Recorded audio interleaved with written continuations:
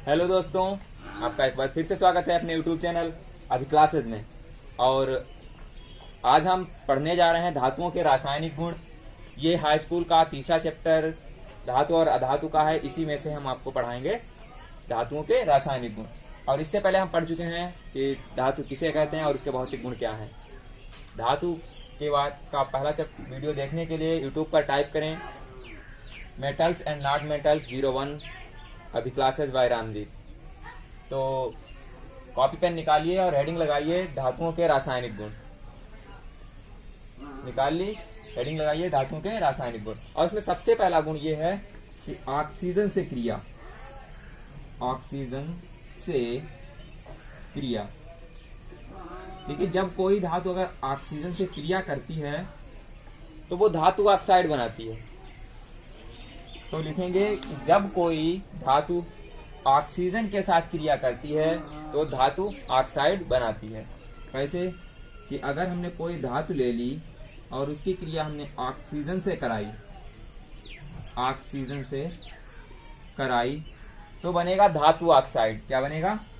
धातु ऑक्साइड।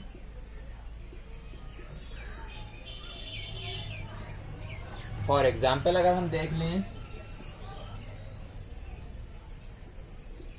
तो हम कॉपर की क्रिया करा रहे हैं ऑक्सीजन से। किससे करा रहे हैं? ऑक्सीजन से। तो ये बना हमारा 2CuO मतलब क्यूप्रिक ऑक्साइड। अगर हम एल्यूमिनियम की क्रिया करा लें, एल्यूमिनियम भी एक धातु है, इसकी क्रिया अगर हमने ऑक्सीजन से करा दी तो ये मिला हमें एल्यूमिना। क्या मिला? एल्यूमिना यानी एल्यूमिनियम ऑक्साइड। तो अगर हम धातु की क्रिया ऑक्सीजन से कराते हैं तो ठीक क्रिया करके ये दोनों मिलकर के क्या बना लेते हैं? धातु ऑक्साइड बना लेते हैं। परंतु इसमें एक अपवाद ये है कि सोडियम और पोटेशियम, सोडियम और पोटेशियम ये दोनों बहुत ही सक्रिय धातु हैं। कैसी हैं? सक्रिय धातु हैं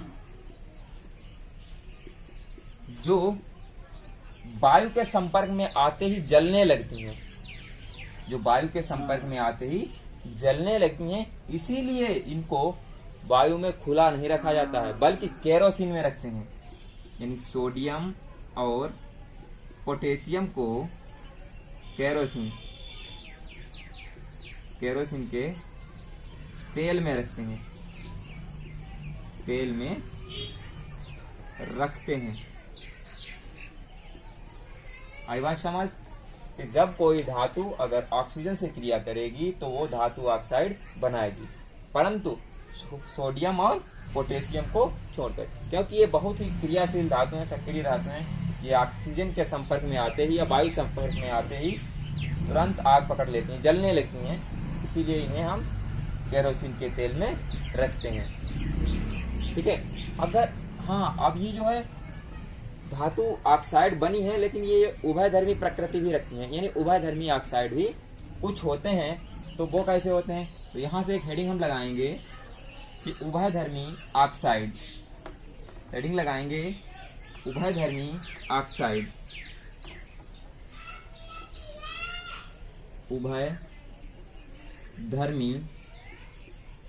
ऑक्साइड।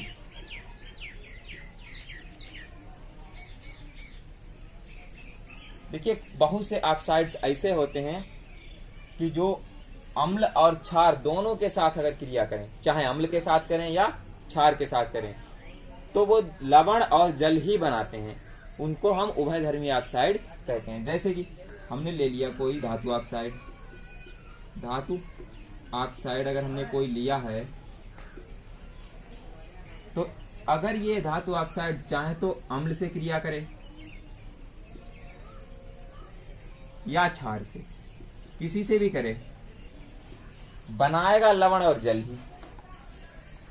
लवण और जल। इस प्रकार के धातु ऑक्साइड को हम उभयधर्मी ऑक्साइड कहते हैं। एग्जाम्पल देख लेते हैं।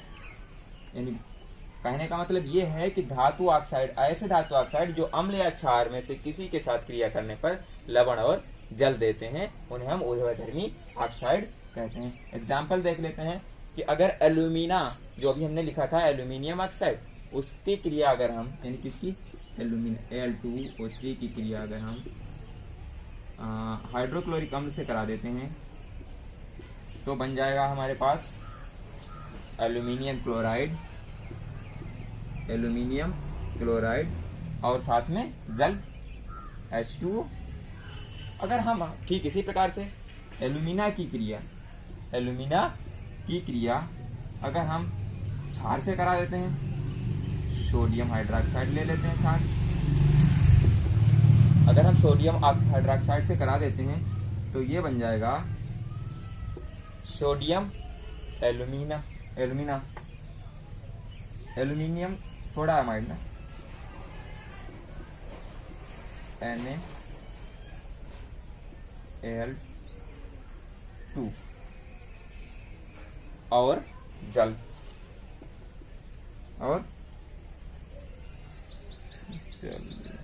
H2O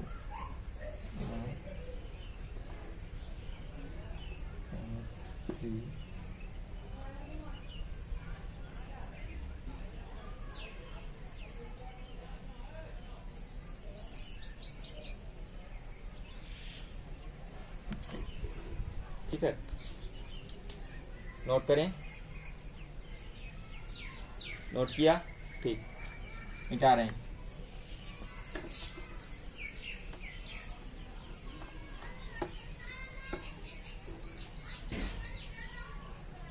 अब मिटाने के बाद तो अब हम हेडिंग लगाएंगे इसमें कि जल से अभिक्रिया, दूसरी अभिक्रिया। अभी हमने ऑक्सीजन से पढ़ी है, अब पढ़ेंगे हम जल से अभिक्रिया।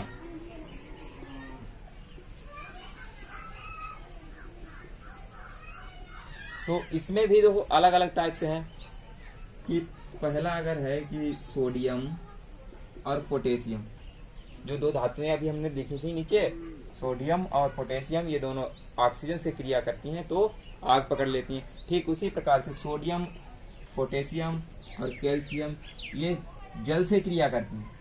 जब ये जल से क्रिया करती हैं, ऐसे लिखो, सोडियम, पोटेशियम और कैल्शियम ठंडे जल से क्रिया करती हैं, ठंडे जल से क्रिया करती हैं तो ये ऑक्साइड क्या बनाती हैं, ऑक्साइड यानी धातु ऑक्साइड बनाती हैं। क्या बनाती हैं, धातु ऑक्साइड बनाती हैं और साथ ही साथ हाइड्रोजन गैस को मुक्त करती हैं। सोडियम, पोटेशियम, कैल्शियम ठंडे जल से क्रिया करके धातु ऑक्साइड बनाती हैं और हाइड्रोजन गैस मुक्त करती हैं। एग्जाम्पल देख लेते हैं, सोडियम प्लस H2O, क्या मिला हमें,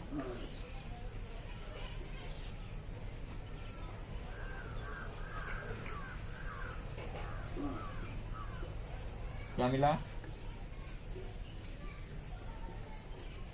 Na2O सोडियम ऑक्साइड और हवा में निकल गई हाइड्रोजन गैस। ऐसे अगर कैल्शियम की देख लेते हैं, Ca प्लस H2O, तो क्या होता है, हाइड्रोजन गैस निकल गई और कैल्शियम ऑक्साइड बच गई। ठीक है, चलो दूसरा देखते हैं।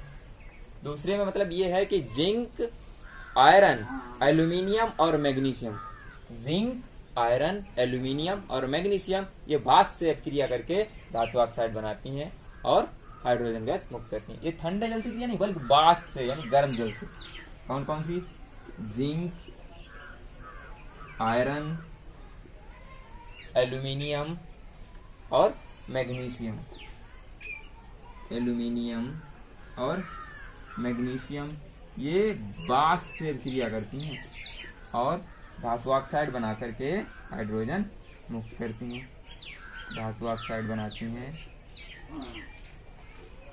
धातु ऑक्साइड बनाती हैं और हाइड्रोजन गैस मुक्त करती हैं।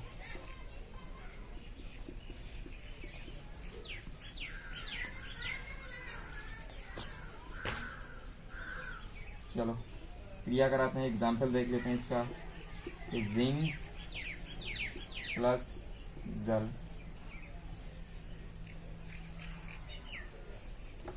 मैग्नीशियम से कराते हैं Mg+H2। तो मैग्नीशियम की अभिक्रिया अगर हमने जल से कराई है तो क्या बनेगा हमारे पास, मैग्नीशियम ऑक्साइड MgO और हाइड्रोजन गैस मुक्त हो गई। ठीक है, नोट करो, नोट किया, मिटा रहे हैं।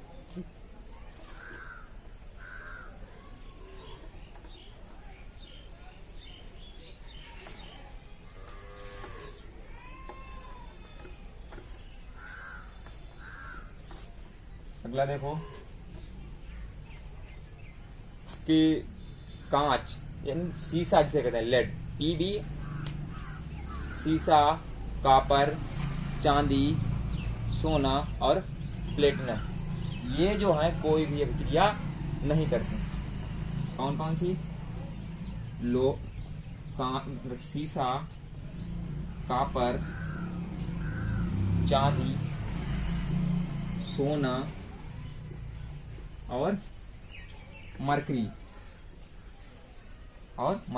ये जो हैं जल से कोई क्रिया नहीं करती। आदि धातुएं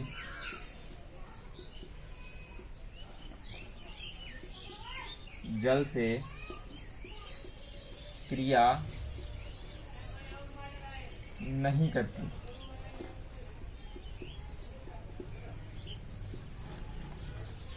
सीसा, कॉपर, चांदी, सोना और मरकरी, ये धातुएं जल से क्रिया नहीं करती। तीसरा इनका गुण है अम्लों से अभिक्रिया, अम्ल से अभिक्रिया।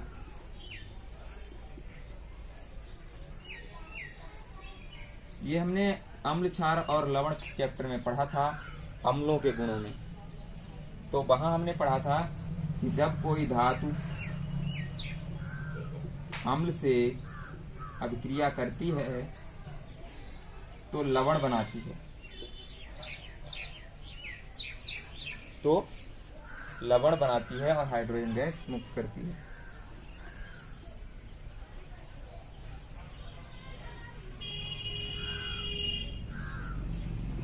और हाइड्रोजन गैस मुक्त करती है। एग्जाम्पल देख लेते हैं। फेरस की अभिक्रिया हमने हाइड्रोक्लोरिक अम्ल से करा दी तो क्या बना, फेरस क्लोराइड और हाइड्रोजन गैस निकल गई। ठीक है, तो क्या मतलब है कि धातु अगर अम्ल से क्रिया करेगी तो लवण और हाइड्रोजन गैस मुक्त होगी। इसमें भी कॉपर, चांदी और मरकरी, कॉपर,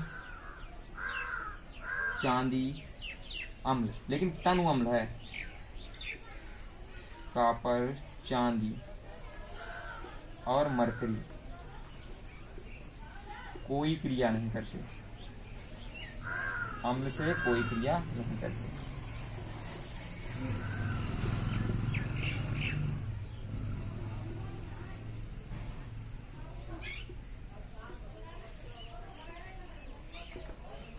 ठीक है, नोट करो,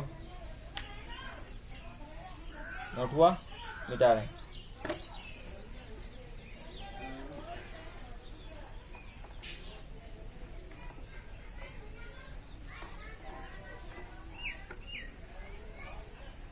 अब हेडिंग लगाइए अन्य धातु लवणों से अभिक्रिया। तो चौथा गुण है कि अन्य धातु लवणों से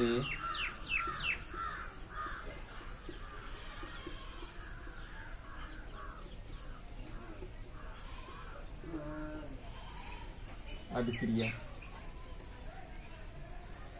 क्या है कि जब कोई धातु मान लिया ए है, कोई धातु ए किसी लवण धातु या धातु लवण,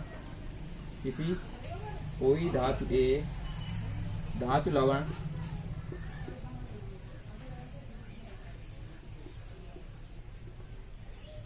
बी से अभिक्रिया करता है, तो ये द्विविस्थापन अभिक्रिया जो हमने पहले चैप्टर में पढ़ी थी उसकी तरह कार्य करता है।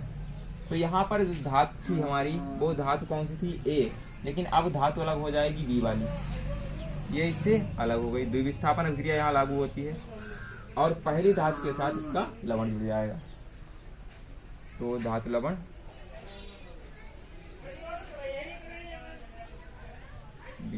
धातु लवण का जो विलयन होता है वो कुछ इस तरह से इसका आदान प्रदान करेगा। ठीक है, और आज के लिए इतना काफी। अगली वीडियो में हम आपको बताएंगे अधातुओं के बारे में, और तब तक के लिए पढ़ाई करते रहिए। All the very best.